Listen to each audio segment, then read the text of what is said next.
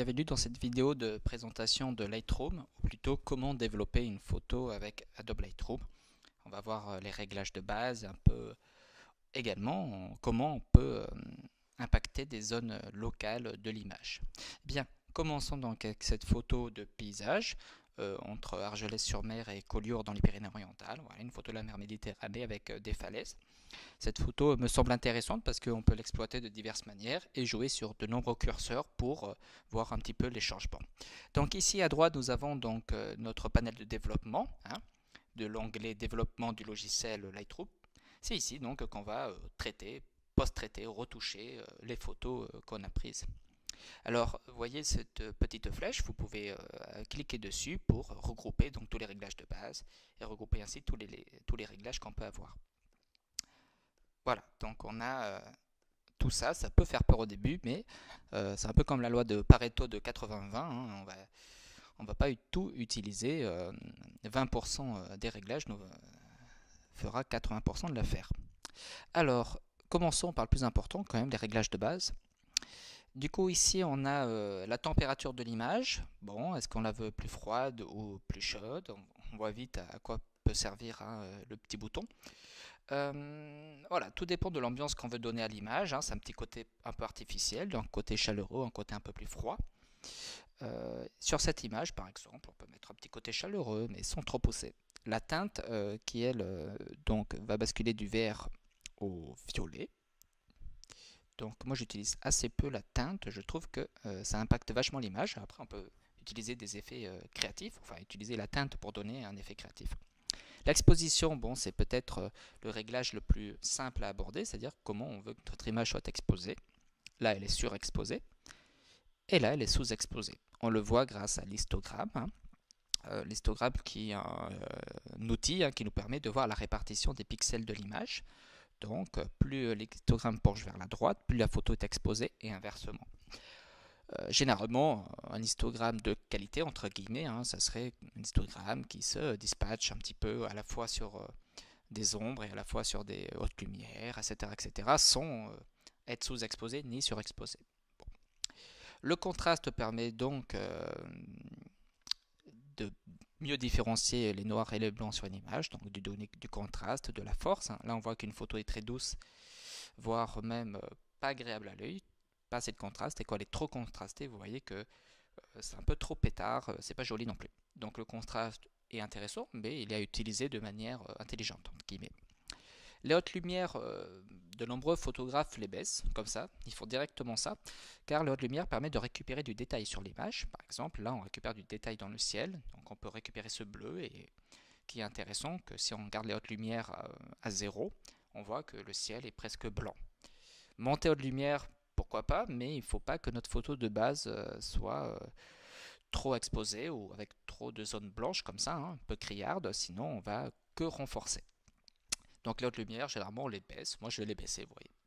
Les ombres, là à l'inverse, les photographes ont l'habitude de les pousser, parfois même jusqu'à plus 100 souvent, car elles permettent de récupérer plein de détails dans l'image qu'on ne voyait pas à 0, vous voyez, des zones un peu d'ombre, là en mettant les ombres à fond, on récupère vraiment quasiment tout, et rien que le petit combo entre guillemets baisser l'autre lumière et augmenter les ombres, on a vraiment un changement de l'image très prenant et qui est intéressant. Donc on va rester sur ça en tout cas pour ma photo.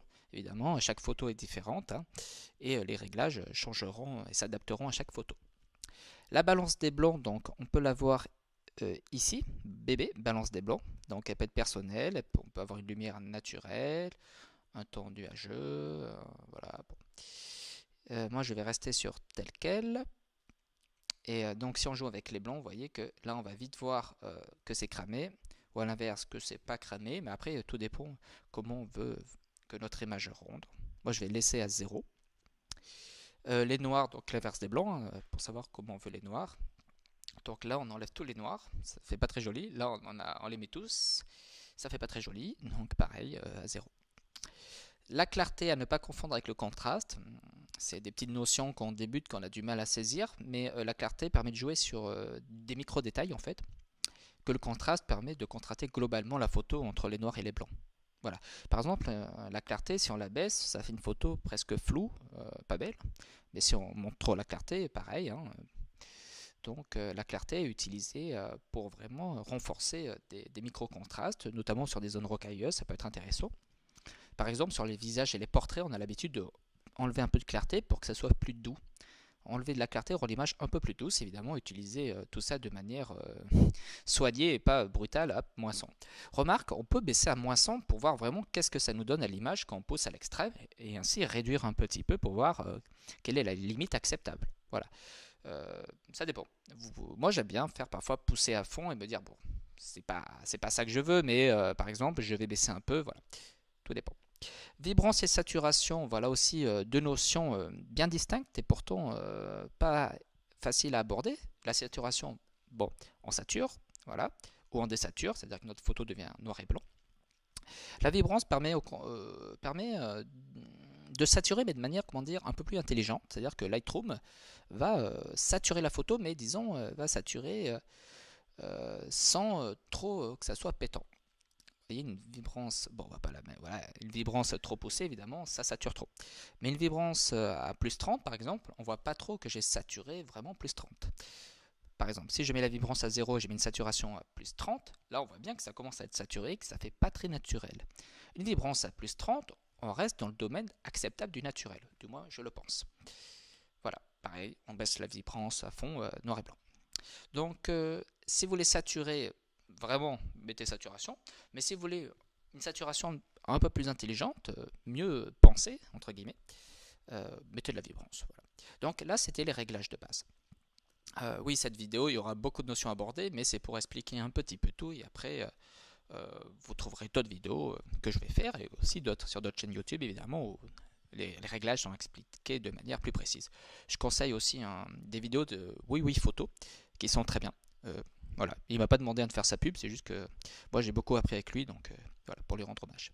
Bref, donc la courbe des tonalités, donc deuxième petit, comment on peut appeler ça, petite flèche, petite, voilà, petit paramètre entre guillemets. Courbe des tonalités, donc là on va avoir une courbe qui va jouer sur des tons clairs et des tons sombres de l'image. C'est-à-dire, on va assombrir nos tons sombres ou éclaircir nos tons clairs, ou assombrir nos tons clairs, éclaircir nos tons sombres. Voilà. Donc les tons clairs, si on les éclaircit, évidemment, ça pète.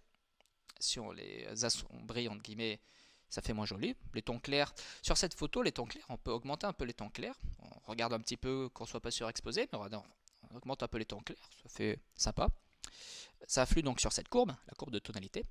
Les tons sombres, vous voyez, enfin en tout cas moi je pense que quand on est comme ça fait pas joli. Moi j'ai remis les tons clairs, ça revient. Et si je remonte les tons sombres, voilà, je trouve que ça fait sympa. Voilà.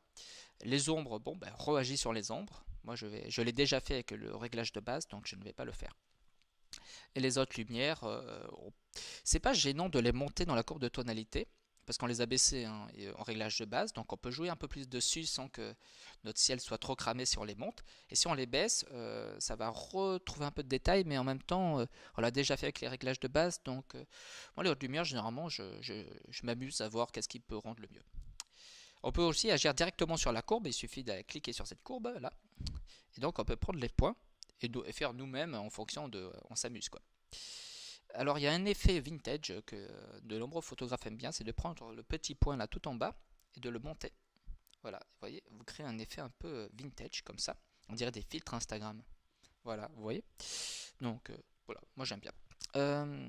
Cette photo n'a pas vocation à être dans une exposition ni rien. D'ailleurs, de nombreux photographes la trouveraient horrible au niveau du cadrage et je ne sais quoi. Voilà, c'est juste une photo que j'ai prise hein, là, comme ça. Les couleurs, donc ici, troisième paramètre très important, le plus simple à comprendre, c'est-à-dire on agit sur les couleurs, ou soit on met notre photo noir et blanc, et là on joue par exemple sur les jaunes du noir et blanc, vous voyez comment ça peut impacter ce noir et blanc, etc. Bon, cette photo se prête pas trop au noir et blanc, enfin du moins je le trouve, hein, je trouve qu'elle est beaucoup plus agréable en couleur. Il y a de très nombreuses photos hein, qui se prêtent au noir et blanc, notamment les photos de sous ton nuageux, ton humide, des photos de neige parfois. Bon bref, plein d'opportunités en noir et blanc, mais pour moi pas celle-là. Donc là les couleurs très simples, on prend les couleurs, soit on peut agir sur leur saturation, sur leur luminance, vous voyez, et la teinte. Alors la teinte là franchement on peut vraiment tout changer avec une teinte, vous voyez.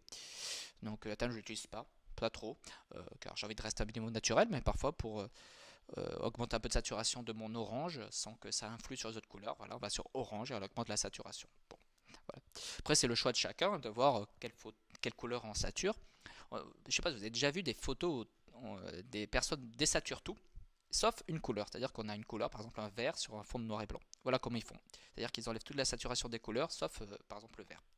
Bon, moi je suis pas trop fan, mais ça dépend. Après, les effets créatifs de chacun, hein, il y a des choses qui peuvent plaire ou pas. Voilà pour les couleurs. Je vais peut-être un peu vite, hein, je m'en excuse par avance, mais vous pourrez re-regarder cette vidéo et comme je l'ai dit tout à l'heure, regardez d'autres vidéos, hein. Virage partiel, donc là on va agir globalement sur l'image, sur les hautes lumières et les ombres. Donc je vous montre les hautes lumières par exemple. Hop, on décide que notre photo, toutes les hautes lumières de notre photo seront donc en orangé, hein, saturation 55, ou bien en magenta. Alors pour donner un peu de chaleur, on peut dire aller un petit peu jaune-orange, mais pas trop. Et les ombres à l'inverse, comment sont nos ombres? Est-ce qu'elles sont bleues? Alors évidemment le combo orange-bleu, hein, c'est les couleurs primaires, hein, l'opposé, hein, ça tire, hein, donc ça donne souvent bien. Voilà. Voilà, je trouve que ça fait sympa. Donc c'est à vous de voir, hein, vous jouez un petit peu sur ces couleurs si c'est nécessaire évidemment. Virage partiel. Donc voyez, ça c'est les virages partiels, c'est plutôt pour donner un ajout à notre photo de base. Les détails, donc là c'est si on a du gain dans la photo, vous voyez, hein, on voit qu'il y a du gain. Si on n'en a pas, eh bien, notre photo est limite un peu floue, donc moi je vais mettre ça. La luminance pareil, hein, s'il y a du bruit, hein, ça réduit le bruit. Donc il n'y a pas trop de bruit, hein. Le bruit c'est quand on fait notamment des photos de nuit par exemple, hein, qu'on n'a pas beaucoup d'éclairage et qu'on est obligé de monter ce qu'on appelle les ISO. C'est-à-dire que quand on ne peut plus jouer sur une ouverture ni sur la vitesse de son appareil, on va augmenter les ISO pour avoir de la lumière qui rentre, que l'appareil le capteur soit plus sensible à la lumière, mais ça entraîne du bruit. Donc le bruit peut être corrigé un petit peu par Lightroom, hein, par gain et luminance, mais évidemment on ne peut pas rendre une photo nette, une photo qui n'est pas nette. Bon, voilà. Les couleurs, moi je monte, hein, réduction du bruit des couleurs. Voilà, ensuite correction de l'objectif, donc ça c'est pour activer le profil de correction et supprimer l'aberration chromatique. Moi c'est utile, hein, j'ai un objectif grand angle, c'est-à-dire que je capte une très grande vision, hein, d'ensemble. Donc du coup c'est important pour moi aussi de corriger ce qu'on appelle la distorsion. Voilà, parce que mon objectif capte plus que ce que peut capter l'œil humain, donc ça peut entraîner la distorsion sur les côtés. Voilà. Et donc voilà, tout l'intérêt de mettre ça. Évidemment, voilà, c'est un 10-22. Évidemment, si vous avez un objectif plus téléobjectif, c'est-à-dire qui zoome plus, entre guillemets, voilà, c'est des choses, peut-être vous serez moins sensible, encore que. Pensez à activer ça, c'est important. Ensuite, transformation, ben là, moi je mets auto, c'est-à-dire Lightroom va nous régler notre photo pour qu'elle soit automatiquement bien cadrée, bien alignée, donc c'est cool. Vertical, vous voyez ce que ça peut donner, notamment dans des photos d'architecture. Voilà. Les effets, moi je les utilise pas trop, c'est pour avoir du vignetage, hein. Hop, moins 64, ça donne un petit côté rétro cinéma ou au contraire comme ça. Voilà. Le côté rétro cinéma, enfin, le vignetage est très utilisé pour donner des effets. Voilà, correction du voile, ben voilà, la photo est voilée ou sinon elle n'est pas voilée. La correction du voile est intéressante, mais sur certaines zones localisées de l'image, hein. Sur une image complète, ça fait très bizarre. C'est pour donner de la brume peut-être, ou voiler un petit peu, par exemple autour d'un coucher de soleil, ou bien sinon vraiment faire ressortir une partie de l'image. Étalonnage de l'appareil photo, donc là on est sur la caméra, regardez si on met neutre, c'est un peu assombri, si on met paysage, ça donne des couleurs un peu saturées, bon, va rester en neutre. Et là on joue sur des teintes de rouge et de vert et de bleu primaire, c'est-à-dire on joue sur les couleurs, hein. Donc moi je vais pas trop l'utiliser. Bon voilà ma photo Y, hein, avant après. Je la trouve plus sympa après. Bon c'est juste comme ça, hein, pour m'amuser un petit peu. Je ne sais pas où on en est dans la vidéo, mais je vais vous faire des réglages localisés. Alors ça c'est du cadrage tout simplement. Donc là vous pouvez cadrer comme ça ou comme ça. Donc vous restez à 0 parce que vous avez fait transformation auto là dans le petit réglage ici. Donc le logiciel l'a déjà fait pour vous. Si vous avez le cadenas fermé, vous n'allez pas pouvoir cadrer comme vous voulez. Si vous avez ouvert, là vous pouvez cadrer comme vous voulez. Voilà. Ça c'est un correcteur s'il y a des petites choses à gommer. Par exemple, vous voyez ce petite personne sur le sable, vous voulez l'enlever. Eh bien très bien, enlevez-le, cliquez sur lui. Vous pouvez régler la taille, hein, de ce capteur ici, pour les petits objets ou gros objets. Donc vous cliquez sur la personne, il va vous demander, vous voulez le remplacer par quoi? Il vous indique ce sable-là. Vous pouvez changer, vous pouvez dire, bon non, par de la mer, ça ferait bizarre. Donc ok, le sable à côté, je change. Vous tapez entrée, et la magie, entrée, et voilà. la personne a disparu. Donc pour ceux qui connaissent Photoshop, Photoshop permet quand même d'aller plus loin parce que là on peut enlever un petit oiseau, un petit personnage. Par exemple, je vais enlever ce chien sûrement, ça doit être un chien qui appartient à la personne. Donc si j'enlève la personne, autant enlever le chien avec. Voilà. Et voilà. Voyez, donc voilà, c'est vraiment pour dépanner. Ça c'est les yeux rouges, je m'en sers jamais. Ça c'est et les trois derniers sont importants, hein, c'est le filtre gradué. Donc vous cliquez sur ça, vous allez avoir vos réglages, hein. Vous avez donc cette espèce de flèche là qui va apparaître sur l'image. Vous appuyez, vous restez appuyé, hein, sur votre souris ou votre touchpad là, et ça va vous créer une sorte de filtre en fait. Voilà. Et vous restez appuyé, vous relâchez. Voilà. Et donc toute cette partie-là va être dégradée, c'est-à-dire que ça va agir beaucoup ici, et puis plus on remonte, moins ça va agir. C'est un filtre gradué. Et donc du coup on peut agir sur l'exposition, le contraste, la haute lumière, les ombres, la clarté, et même sur la couleur, et du coup on va agir sur cette partie de l'image, et pas sur celle-là. Voilà. À quoi ça sert? Par exemple, je vais agir sur le ciel, donc hop, j'appuie, je reste appuyé, je baisse, voilà, donc j'ai ce ciel là. Donc je dis, je veux beaucoup de saturation dans le ciel, beaucoup de contraste, baisser l'haute lumière et l'exposition. Entrée. Vous voyez, notre ciel a complètement changé. Ça fait pas du tout naturel. Donc vous voyez à quoi sert le filtre gradué. Je l'enlève. Ça c'est pareil, c'est un filtre radial, c'est-à-dire que hop, pareil, on reste appuyé, et là il nous prend toute une partie de l'image comme ça.